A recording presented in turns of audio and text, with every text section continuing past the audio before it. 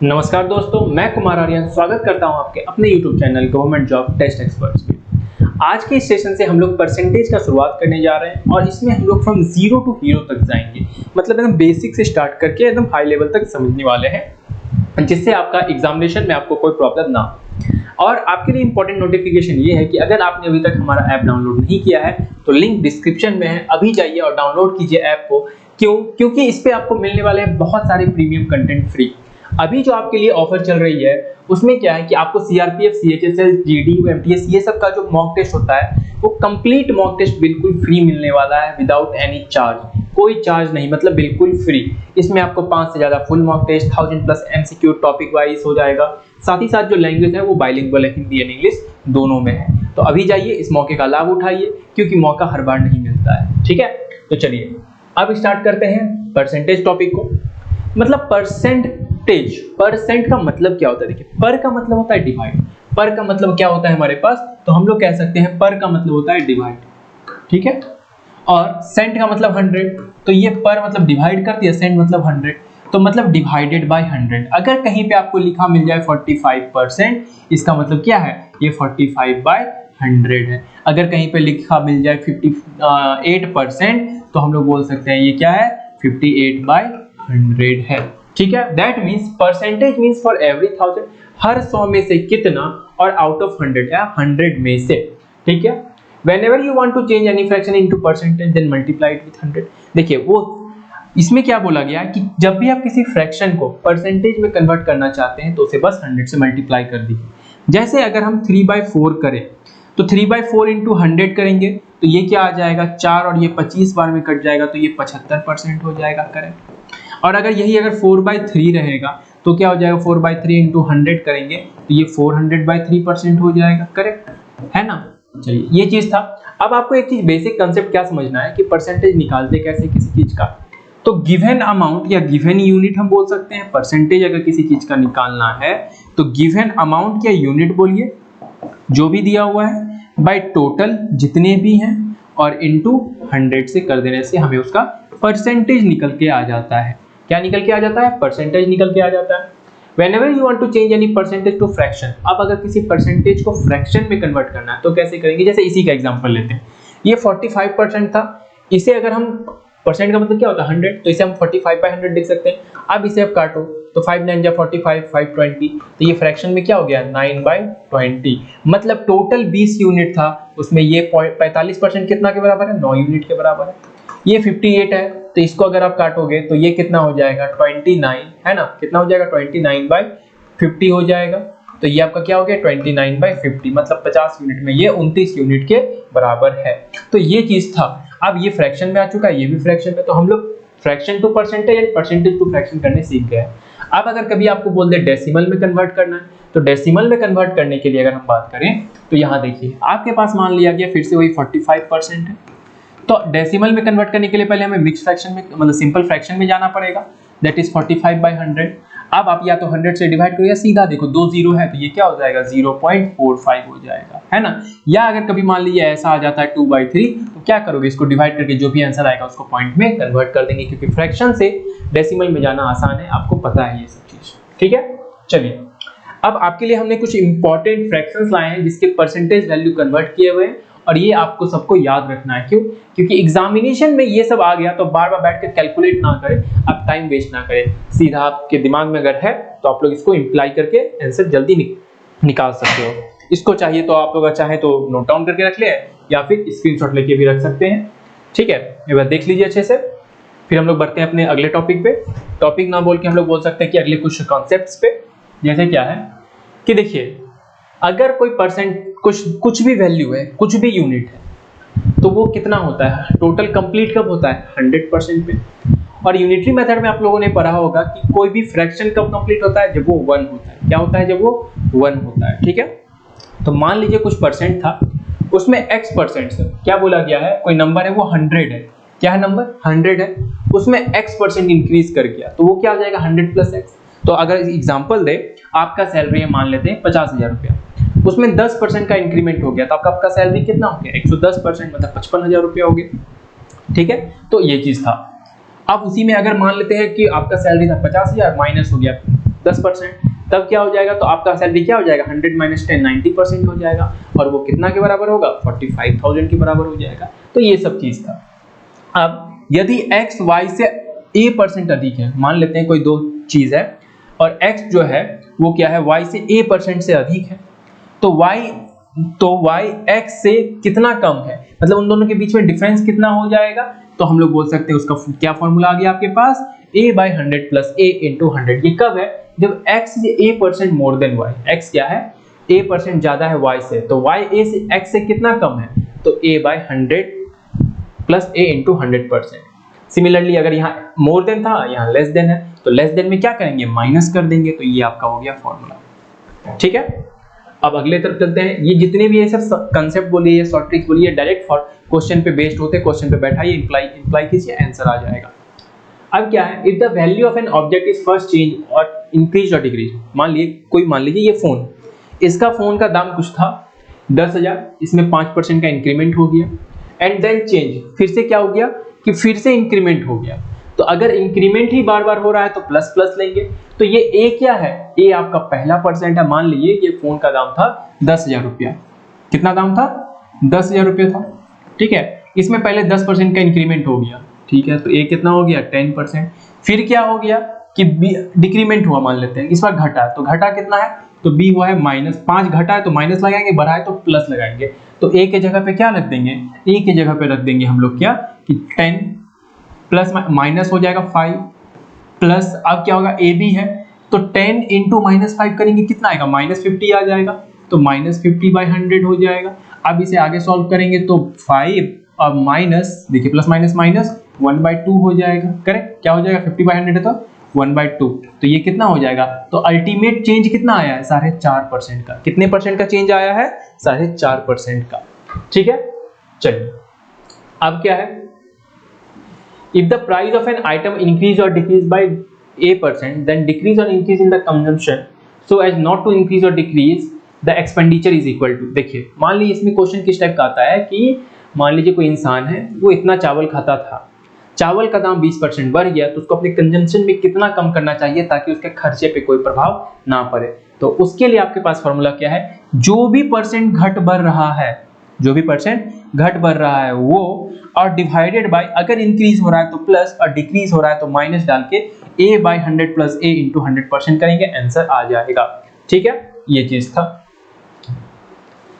फिर क्या है, ये क्वेश्चन भी सब देखा गया है एग्जाम में। The passing marks in an examination is p%। किसी एग्जामिनेशन का पासिंग मार्क्स p% है। कोई कैंडिडेट है जो r मार्क्स से स्कोर r मार्क्स और फेल कर जाता है f मार्क्स से, तो मैक्सिमम मार्क्स कितना था, तो उसके लिए डायरेक्ट आपके लिए फॉर्मूला निकाल के रख दिया गया है। क्या होता है मैक्सिमम मार्क्स, वो होता है maximum marks is equal to 100 into R plus F divided by p, that is हमारा क्या है, p परसेंट है, द पासिंग मार्क्स परसेंट हो गया। एक परीक्षा में उत्तीर्ण अंक कितना है ये, तो ये बता दिया गया। अब क्या है आपके पास, देखिए if in an examination x% of the total number of students failed, देखिए क्या है, जितने भी टोटल स्टूडेंट्स थे उनका x% किसी एक सब्जेक्ट में, y% दूसरा सब्जेक्ट में, z% तीसरा सब्जेक्ट में फेल कर गया। अगर कभी एग्जाम क्वेश्चन में पूछ ले कि तो बताइए वैसे कौन से स्टूडेंट थे जो दोनों सब्जेक्ट में पास किए हैं, ठीक है, वो पास इन बोथ द सब्जेक्ट, तो उसके लिए फॉर्मूला क्या है, 100 minus x plus y minus z%। तो ये सब चीज आपको ध्यान में रखना है। लास्ट जो आपका टॉपिक है या कंसेप्ट हम बोल सकते हैं आपको जरूरत है, तो आपने अक्सर देखा होगा एग्जाम में क्वेश्चन किस टाइप के आते हैं कि आपका कुछ प्रेजेंट सिनेरियो में किसी जगह का पॉपुलेशन इतना है, 5% के रेट से वो बढ़ रहा है, तो बताइए 5 साल बाद क्या होगा, तो उसको मान लेते हैं हम लोग फाइनल पॉपुलेशन। अब क्या बोल देगा कि अभी है इतना परसेंट से बढ़ा है या घटा है, तो 5 साल पहले क्या होगा, तो उसको हम लोग बोलेंगे इनिशियल पॉपुलेशन। क्या बोलेंगे उसको, इनिशियल पॉपुलेशन। तो फाइनल पॉपुलेशन के लिए ये देखिए पहला फॉर्मूला दिया हुआ है, ये क्या है, कंपाउंड इंटरेस्ट वाले फॉर्मूला से यूज करके निकाला गया है, डिराइव किया गया, ये भी उसी से डिराइव किया।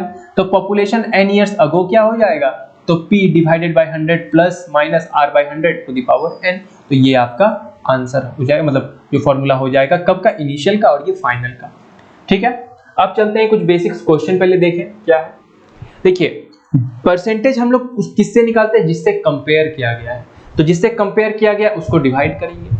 बोला A and B score 90 marks and 120 marks in examination. A कितना लाया है, 90, बी कितना लाया है, 120 लाया है, करेक्ट। तो by what percentage A scored less than B, less than B का बात कर रहा है, तो किससे कम किया है, तो हम बात कर रहे हैं बी से कंपेयर कर रहा है, तो हम लोग क्या बोल सकते हैं, पहला नंबर का जो आंसर होगा आपका by what percentage A scored less than B, तो हमारे पास ये क्या हो जाएगा, हम लोग बोल सकते हैं इसे बी माइनस ए लेस देन बी, कितना, और किससे कंपेयर किया गया है, बी से, और इनटू क्या कर देंगे 100 कर देंगे। अब आप बताइए क्या ये सही है, ठीक है। तो अब बी कितना लाया है, तो 120 मार्क्स लाया है, 120 में 90 चला जाएगा, कितना बचेगा, 30 बचेगा, 30 बटा 120 हो जाएगा, इंटू 100 हो जाएगा, ये 30 4 और ये 4 25, तो आंसर क्या हो जाएगा 25%, क्या हो जाएगा आंसर 25%, तो इसका आंसर हो गया 25%, ठीक है। By what percentage B scored more than A, तो बाय मोर देन ए किससे कंपेयर किया गया है, बी से कंपेयर किया गया है, बी से या ए से, इस बार हमें कंपेयर किससे किया गया है, तो ए से कंपेयर किया गया है। अब इन दोनों के बीच में डिफरेंस देखिए, तो b माइनस ए तो 30 का 30 हो जाएगा, 30 बाई 90 इंटू 100 कर देंगे, करेक्ट, ये 0 खत्म, 1 3 हो गया, तो ये कितना आ गया 33.33%, कितना आ गया, ये आ गया हमारे पास 33.33% आ गया, ओके। अब क्या है, by what percentage of B is A, sorry क्या है, what percentage of B is A, B का कितना प्रतिशत ए है, तो ए कितना है 90, अब किससे कंपेयर किया गया है, तो कंपेयर किया गया है बी से, तो 90 बाई 120 इंटू क्या कर देंगे 100 कर देंगे, ये 0 खत्म, ठीक है। अब ये देखिए क्या ये कट रहा है, तो ये कट रहा है बिल्कुल 30 बार में, और ये कितने बार में 4 बार में कट रहा है, ये 2 ये 5 ये 15 हो गया, तो 15 बचे 75% हो गया।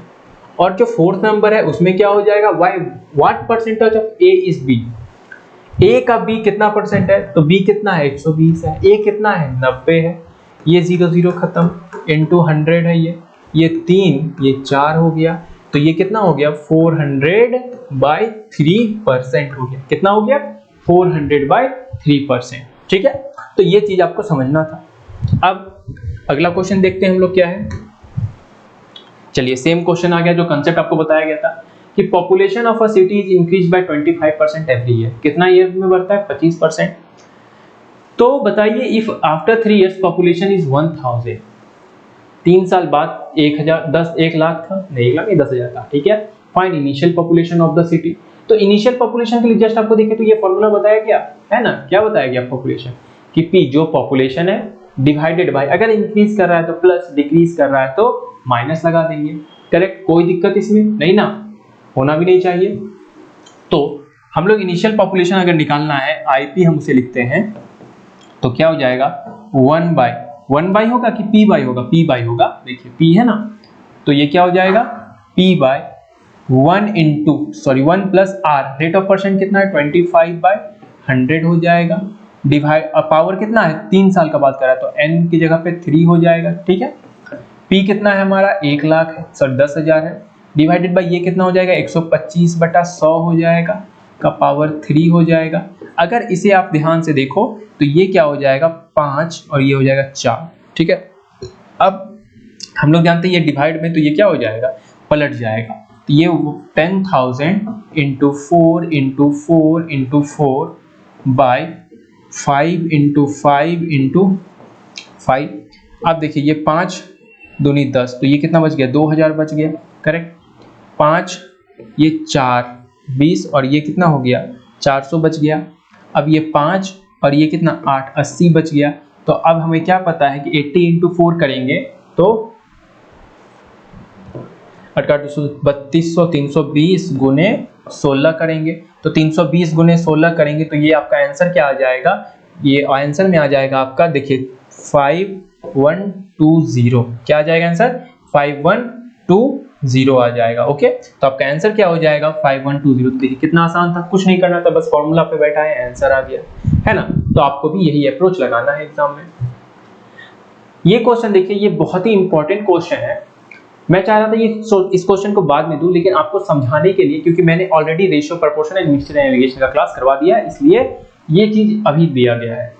मान लीजिए 80 kg of Cu at Zn mixture contain 90% Cu, total कितना है 80%, 80 kg है अगर टोटल, उसमें Cu कितना है ये बताइए, और जिंक कितना है ये बताइए। तो बोला गया है कि मिक्सचर कंटेन्स 90% Cu। अगर 90% ये Cu है तो 10% क्या हो जाएगा, जिंक हो जाएगा। इसे हम बोल सकते हैं कि ये 9:1 के फॉर्म में, इसे चाहे तो आप रेशियो या परसेंटेज किसी से भी बना सकते हैं, ठीक है। अब एक बात बताइए कि उसमें some quantity of zinc added to the mixture then Cu become 60%, ठीक है। तो 80% का, देखिए हम लोग परसेंटेज से बात करते हैं, 80% का, सॉरी 80 kg का 90% कितना होगा, तो 72 kg हो जाएगा, है ना। कितना हो जाएगा, 72 kg, ठीक है। इसको जनरली हम सिंपली सॉल्व करके निकल जाएंगे, 72 kg। अब उसमें क्या बोला कि जिंक डाल दिया गया तो Cu हो जाता है 60%। Cu कितना हो जाता है, 60% हो जाता है। तो एक बात बताइए, अगर हम जिंक में कुछ भी ऐड कर रहे हैं तो क्या कॉपर में कोई फर्क पड़ेगा, प्रभाव पड़ेगा, नहीं पड़ेगा। तो ये 72 kg का 72 kg ही रह जाएगा। तो ये कितना के बराबर हो गया, ये आपका हो गया 60% के बराबर। कितना के बराबर हो गया, 60% के बराबर। Then the find the quantity of zinc. अगर 60% 72 kg है तो 1% कितना हो जाएगा, 72/60 हो जाएगा, करेक्ट, ठीक है। अब अगर 60% जिंक है, 60% अगर कॉपर है तो जिंक कितना हो जाएगा, 40%। तो 40% का आंसर क्या हो जाएगा, तो हम लोग बोल सकते हैं 72/60 × 40। ये 0 और ये 0 खत्म हो जाएगा। अब ये देखिए तो 12×5 = 12, 72 होता है। तो 12×4 = 48 kg। आंसर क्या हो जाएगा, 48 kg हो जाएगा आंसर। तो आपका देखिए कितना आसान तरीके से निकल गया, है ना। अब आंसर देखिए, क्वेश्चन देखिए next. Weight of a watermelon is 20 kg। Weight कितना है, 20 kg है, ठीक है। It contains 90% water. तो अगर 90% वाटर है तो अगर 20 kg टोटल है तो 10% कितना होता है, 2। तो 9 दूनी 18 kg वाटर है। और क्या है, हाँ, तो वाटर अगर ये है तो पल्प कितना होगा, पल्प वही ना जो चीज हम लोग खाते हैं, तो 10% होगा, दैट इज 2 kg हो जाएगा, ठीक है, कोई दिक्कत इसमें नहीं। After 4 days some of water evaporated. Water उड़ गया ना, वाटर बिकम 60%। तो वाटर कितना बन गया, 60% बन गया। तो वाटर से क्या हुआ है, कुछ माइनस हुआ है। तो जो भी वाटर बना है तो वो 60% है। कितना परसेंट है, 60%, इसमें कोई दिक्कत नहीं है। तो find the quantity of water evaporated. अब एक बात बताइए कि हमें मांग क्या रहा है कि वाटर कितना इवेपोरेट किया, वो कैसे निकाल सकते हैं। देखिए चलिए, वाटर इवेपोरेट किया तो मान लीजिए कि वाटर में फर्क पड़ा, लेकिन क्या पल्प में कोई फर्क पड़ेगा, नहीं पड़ेगा। तो अगर ये 60% है तो ये तो 40% होना चाहिए। तो 2 kg कितना के बराबर है, 40% के बराबर है। 2 kg कितना के बराबर है, 40% के बराबर है। तो हमें कितना 60% निकालना है, 60%। तो 1 kg कितना के बराबर हो जाएगा, 20% के बराबर। तो 60 kg कितना हो जाएगा, तो 60% कितना हो जाएगा, सीधा बोल देंगे 3 से मल्टीप्लाई, तो 3 kg। 60% कितना हो गया, 3 kg, ठीक है। तो पानी पहले कितना था, 18 kg था, अब कितना हो गया, तो 3 kg हो गया। इन दोनों के बीच में डिफरेंस सूख गया ना, पानी कितना उड़ गया, तो 15 kg पानी इवेपोरेट कर गया। कितना इवेपोरेट कर गया, 15 kg पानी इवेपोरेट कर गया। तो ये आपका आंसर हो जाएगा, ठीक है। तो आई होप कि आपको सबको क्लास समझ में आया होगा, बहुत चीज आज सीखने को मिला है। नेक्स्ट क्लास में हम लोग क्या करेंगे कि इससे रिलेटेड जितने भी एमसीक्यू है जो आपके एग्जामिनेशन में आ सकते हैं या आते हैं, वैसे एमसीक्यू को हम लोग पढ़ेंगे और साथ ही साथ अपना तैयारी और मजबूत करेंगे। तब तक के लिए take care, goodbye and keep preparing.